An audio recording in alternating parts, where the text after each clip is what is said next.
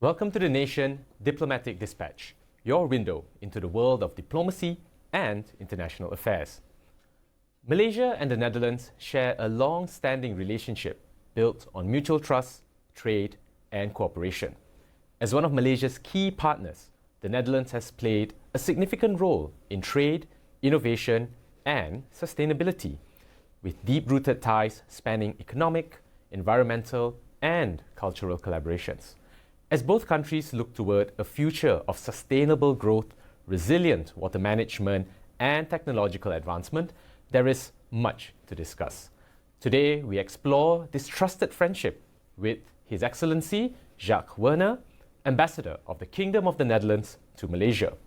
We'll discuss the depth of Malaysia-Netherlands ties, ongoing collaborations, and the future of this diplomatic relationship. Ambassador Werner, welcome to the show. Thank you very much. Thanks for being with us today. Allow me to get right into it. Now, the Netherlands is one of Malaysia's top trading partners in Europe, with a robust exchange of goods and services. I was reading some recent numbers. It's approximately 40 billion plus ringgit. Now, how would you describe the current state of trade relations between Malaysia and the Netherlands? And more importantly, what's driving this momentum? Well, thank you very much for that question. As you said in your introduction, we go back a long way. We have a solid relationship also in trade already for centuries, actually. But if you were to ask for the state of today, I would say we're in good health. We're doing well. We are exchanging a lot between us. The Netherlands is one of the biggest European trading partners of Malaysia. And we are among the top 5 of foreign investors already for a number of years. So I think we're doing well. And my personal forecast would be we can do even better. Particularly, I'm thinking of, for instance, the free trade agreement that we, in the context of the European Union, intend to negotiate now shortly with Malaysia. I'm very happy that that decision has been made recently, and we're going to embark on that journey together, and that will grow even more trade, will facilitate even more foreign direct investment. And I think that will be good for the both of us. And I also think that will have a special political significance in these days where open trade is not necessarily the song of the day, so to say. So I think Malaysia and the European Union can show that a good free trade agreement is good for not only ourselves, but for the world at large. Malaysia and the Netherlands, we have a similar outlook, I think.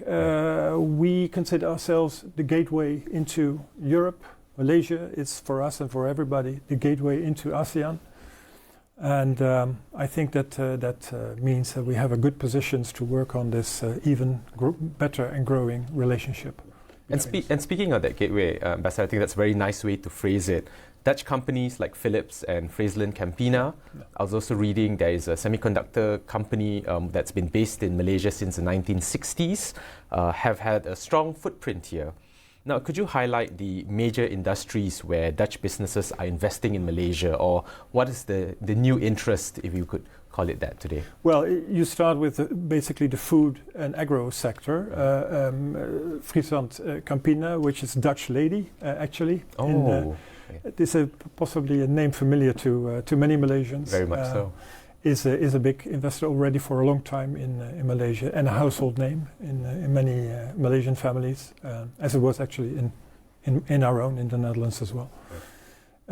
We have in that corner, in that sector, we also have Enzo Zaden, which is a seed company which has invested a long time ago in Malaysia as well to develop seeds, which obviously are important to growing vegetables and crops and everything. A familiar name should also be Heineken in alcoholic and non-alcoholic beverages, covering parts of Asia from here. By the way, they do a good work also on water conservation and other corporate social responsibility issues. So these are good companies in that sector, but you mentioned rightly also semicon. That's definitely a booming relationship that we have in the semiconductor industry with names like BC, like NXP, Nexperia, and many more, New Ways, a newcomer. So there are more Dutch companies in the pipeline, so to say, to develop their operations in Malaysia in the semicon industry. So earlier you mentioned the water industry, and I'd like to talk a little bit about that. Yeah. And more recently, in November last year, there was the Malaysia-Netherlands Water Dialogue, Yes. where Malaysia's Deputy Prime Minister, Datuk Sri Fadillah Yusof, highlighted how climate change is threatening our water infrastructure. Yeah. The Netherlands, of course, with its world-renowned expertise in water management, is a natural partner. In your view, what's the single most urgent water-related challenge that Malaysia faces today? I think there is obviously what we hear about Malaysia most when it is about the water issues, it is the floods. The floods are becoming more and more severe. They will be coming back as well. And I'm very happy to say that through this yearly water dialogue and through other initiatives that we are working on, our water story, our joint water story, our water partnership between the Netherlands and Malaysia is growing and growing. It's getting a better story altogether. We are not only working on a memorandum of understanding between the Netherlands and Malaysia, the Petra Ministry, That's right. obviously, DPM Fadilah's shop. We are also starting some pilot projects in the area of water and flood management, with the purpose to mitigate floods and also to try to prevent them in future. Yeah. Now, all floods cannot be prevented. It's not a matter of increasing your dam or your dike and feel safe. Climate change is now so heavily among us that we must guard ourselves in a more creative way also, and that's why we are developing the idea of working with nature. You just saw a moment ago on screen the images of flooding that happens throughout the country. No. And you point out a very interesting point. It's not just about the technology or the engineering, right? I think there's also an element of culture and the people. Now, what is it about Dutch culture in relation to water management or the acceptance of climate change being something that could threaten our existence that has been ingrained? And you know, in your time, you've been an ambassador at Foreign Service for over 4 decades now. How would you juxtapose those observations with what you've seen? We have reclaimed land already for centuries in the Netherlands. We are a low-lying delta country with the North Sea on our border and on our coast, and with 3 big rivers flowing into our delta. So we need to keep our feet dry. And for instance, my house, literally, my house in the Netherlands, you won't believe it. It was built in 1865. Wow. In The Hague. It's 2 meters below sea level, but it's been there all the time, Since dry. yeah. Yes, so that's fantastic. And but we needed in later years, in more recent years, we needed a big flood crisis to really develop our water technology. That was in the 1950s, and since then we built up a very elaborate system of dikes and dams and protection and barriers and everything that now indeed we share with many countries in the world, and that's very important. So we are very happy to engage also with Malaysia to share our experiences and knowledge and see what is needed here. Obviously, it's a different country, different circumstances, different soil, different mountains. We don't have mountains. Different conditions, and we can learn a lot from each other here. But we're very much ready to help out. Only last week, we had a small mission of Dutch water experts visiting KL, Selangor, and Sarawak. This includes a meeting you had with the Chief Minister of Selangor. Correct. I believe, yes. Correct. And that is all about devising the best solutions to the various problems in the catchment areas that there are in Malaysia, and that's what we enjoy doing. And it's definitely a matter of dikes and building dikes and dams and what have you. So there's a lot of engineering about this, but there's more than that.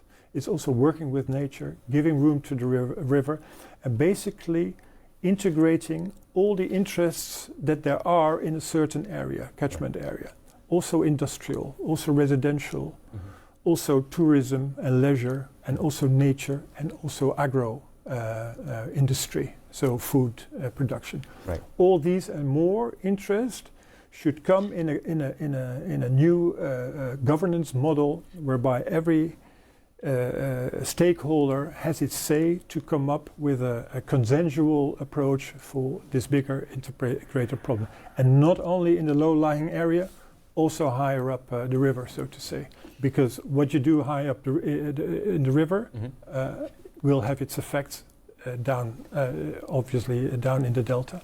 I like that. I like because the idea of having interconnected intricacies and different stakeholders. Yes. I think our Prime Minister, that's Sri Anwar Ibrahim, often speaks about a whole of government approach, but a whole of government, whole of society approach becomes very important. Well, you got it completely right. And that takes me, I think, very nicely onto the question on ASEAN. This year Malaysia is ASEAN chair, and it's a very important moment for the regional leadership. Of course, the Netherlands, as an EU member with strong ties to Southeast Asia, has a unique perspective. I've spoken to a number of leaders from Europe about the Indo-Pacific strategy, for example. So, in your view, how does the Netherlands view Malaysia's role within ASEAN? And where do you see opportunities for us to deepen our regional integration, whether through trade, we spoke about sustainability, or diplomacy? Well, definitely, and to start with the water story, so to say, we're very happy to see if we can translate our water story also in an ASEAN-wide interaction. Actually, we have now, since last year, we have formalized between the Netherlands and ASEAN what they call a development partnership. So we're now officially development partners of ASEAN, and we are now making a short list of areas where we can be of use to each other. And obviously water flood mitigation is one of them, as is semicon, and maybe some other areas, perhaps food security and things related to food security, food innovation, innovative ideas on food, circularity. That's right.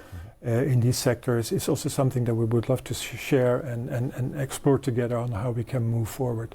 So we have high hopes, to be honest, for the Malaysian ASEAN Chairmanship, and not only in matters that directly relate to us ourselves, but rather also for the region. Myanmar, the South China Sea, obviously are big political dossiers for Malaysia to handle and make progress on, and I wish them lots of success in achieving results there. It's going to be tough, but hopefully Malaysia can manage. The Malaysia and ASEAN and the European Union, again, also in this uncertain times, I think we should really hold each other's hand a little bit more firmly and see what we can do block to block individually to make our multilateral system, our multipolarity stronger, more effective, so that we can also counterbalance disturbing forces in the geopolitical arena these days. These are tough times. Speaking of which, talking about multipolarity, there's a lot of discussion about the world becoming unipolar or mono in that regard, and with the tensions that we see, including in Europe and the US, which will have repercussions on Malaysia and Southeast Asia. From the discussions that you have had with the government, what's the position that the Netherlands or the EU is taking with regards to what we see happening around us?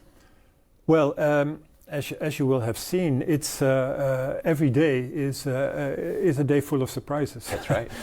It's very much a moving target. It's but we are. I think we're all struggling a little bit with this on all sides of the oceans, so to say. Also here in Asia, and how to assess what is actually going on. But we know it's going to be a bit rougher. The transatlantic partnership obviously is a bit under stress. We have issues in Europe with Russia and Ukraine. We've seen the Middle East blow up in a terrible manner, to be honest. And we see so far China in Asia responding very carefully, moderately, not escalating tensions. And I see a big role again for ASEAN to sort of moderation and on the one hand, but also to reach out in the frame of multipolarity, also to the European Union. And also the European Union should live up should step up and live up to the expectations that there are. Yeah. And we have some homework to do there, to be honest. Yeah, like you said, I like that how you use that we need to hold our hands tighter. Yes. Ambassador, you've been in diplomacy, like I mentioned earlier, for 40 years. You ambassador to Tehran, Singapore, Brunei. You're no stranger to the region. Maybe in your personal opinion, having seen the diplomatic landscape evolve over the last 40 years, what are the sort of key values that you believe would be more important in today's day and age than ever before? I think clinging on to what we have is one element, and I mean the international legal order and the multilateral system. Right. These are institutions that we built up together partly after the Second World War, and that we have invested in deeply. We should not throw away these old shoes. They're not even old shoes.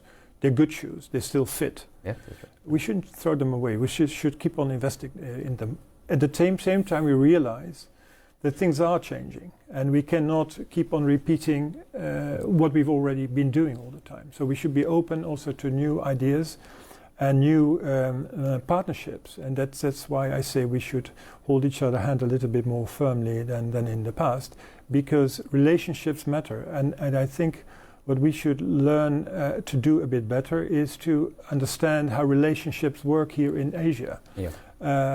Personal relationships, business relationships, government to government relationships, etc. They're very important to invest in, to acknowledge each other respectfully. Madani. Yes, of course. Yeah. That's very important, and I think we should really engage more in that sense. Yeah. No, thanks for that. And it's like when they say that as the world gets smaller, distances can grow, and it's like you said. I think it's a constant effort that one needs to remind us. Correct. And this takes me nicely to I'd like to ask a little bit about education, cultural exchange, and tourism, because beyond economics and trade and high-level diplomacy, people-to-people ties are very important. Yes. In Malaysia, we have this saying called "tak kenal maka tak cinta," which is if you do not know someone, how do you love them? And Very post-pandemic, if I may ask, then how has tourism between Malaysia and the Netherlands evolved? I had the opportunity to visit Keukenhof about a decade ago. It's beautiful. Good. And do you think we will see more of these exchanges happening? Well, I definitely hope so. I see it's picking up again. Tourism has reached good levels again. I think both ways. Although I don't have the quantification, the quantities exactly, but it's picking up. I think there's a lot of interest and respect for this part of the world from Europe and from the Netherlands. We really enjoy the culture, the people here. The food and everything Malaysia has to offer in nature and what have you. It's a perfect place. We'd love to holiday here. Yeah. What's your favorite food, if I may ask? Well, that's a challenging question in a way, but I love all the food, practically all the food. Very diplomatic. But to keep it simple, I often start my weekend with a nasi lemak somewhere, and then take a little Chinese and then Indian the next day. Yeah, definitely. I like that. Very fair. Very I can't fair. it's difficult to choose. It's also good. You've also been, like I said, Singapore, Brunei, so you've got all of that exposure. Yeah. We've tested and tried and tested. Yeah, but I love it. Yeah. Lovely. And one of the areas that's of very of importance is really culture and arts. Yeah. Van Gogh, Rembrandt, modern design. Yes. Fun fact, I was actually born on the same day as Van Gogh. You did? Yes. So, and belated happy birthday to you as well, a couple of days ago, I believe. Thank you. Yeah. How does the embassy bring Dutch culture to Malaysia, and what are some of the things that you have done to kind of closen these cultural ties? Well, the basis usually is history and heritage, and we have a little Dutch heritage in particularly Malacca. Yes, of course. Where you have the Stadhuis and other signs of, let's say, former Dutch presence in that part. And we're building on that. We are rejuvenating there the museum as well. The Dutch part of the museum is going to be rejuvenated. So that's good. We have some more contemporary exchanges, not enough to my taste. I would love to do more, but budgets obviously are limited for this. Right. But we have a cooperation in the area of classical music, for instance, with an organization in Penang. And we had a Dutch DJ for younger, let's say a younger generation. What's his name? I may or may not know this. No, she's a lady actually. Oh, it's a lady, sorry. Oops. And she was here. Is not one of the Armin you were working. No, but wonderful to engage the youth as well. And we're looking forward to have a jazz singer fairly soon from the Netherlands here as well. So we're trying our best with limited means. And I agree with you. It's going to be more about people to people and getting to know people. So that you know who your friends are and how you can make friends around the world. Yeah, it's going to be more important in the coming time. I would love to ask you about education because that's an area that's close to my heart. And the Netherlands has got top universities like Delft, Wageningen, and Groningen. Yeah. If I'm not mistaken, sorry, I might not be pronouncing it correctly. So what efforts have been put in place recently? Because Malaysia, we also are trying to attract international students here for mobility programs. Yeah. Well, there have actually been quite many Malaysians, and I would love to get in touch with them, who studied at these Dutch universities that you mentioned. I'd love to do more about an alumni network and come closer to each other in that sense. 2 days ago, I had a talk with a Dutch organization that is going to organize a summer courses for the sector that is now the most hot and happening, which is the semicon sector. Right. So we're going to organize for ASEAN young entrepreneur students. We're going to organize summer courses here in Malaysia for ASEAN students.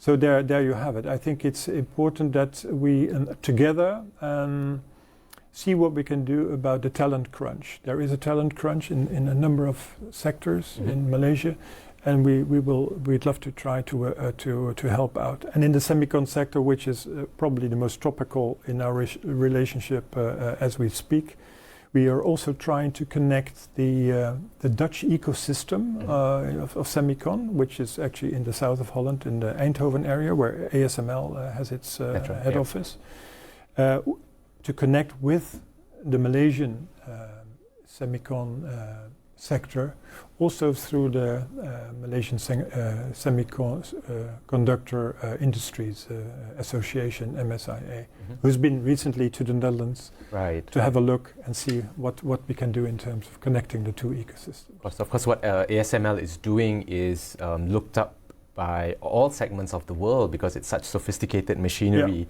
and will play such a key role. It's a big hit. Yeah. Massive. Yeah. But around it is a fantastic ecosystem of research and innovation, companies, startups, and what have you.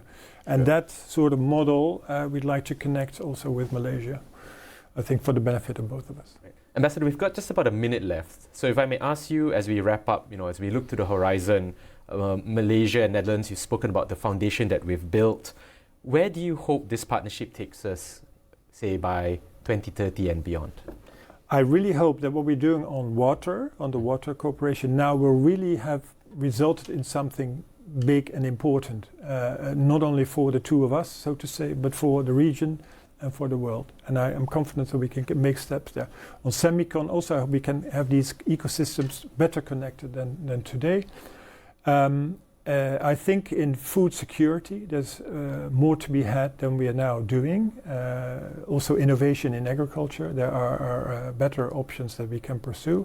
And finally, I hope we stand shoulder to shoulder in protecting what we have in these turbulent times in terms of the international legal order, multilateral system, and connecting our two regional blocks, EU and ASEAN, closer together. If we could make steps there, I would deem it a success. Ambassador, thank you very much for that. Our conversation today has highlighted the strong and enduring partnership between Malaysia and the Netherlands, one built on trade, innovation, sustainability, and mutual trust. As you have heard from the Ambassador, a wide-ranging discussion, and as both nations continue to collaborate on key global challenges from climate resilience to technological advancements, and the future of this friendship remains very promising. I'm Daniel Rahman. Thank you for watching today's episode of Diplomatic Dispatch, and we'll see you next time, where diplomacy meets dialogue. Take care.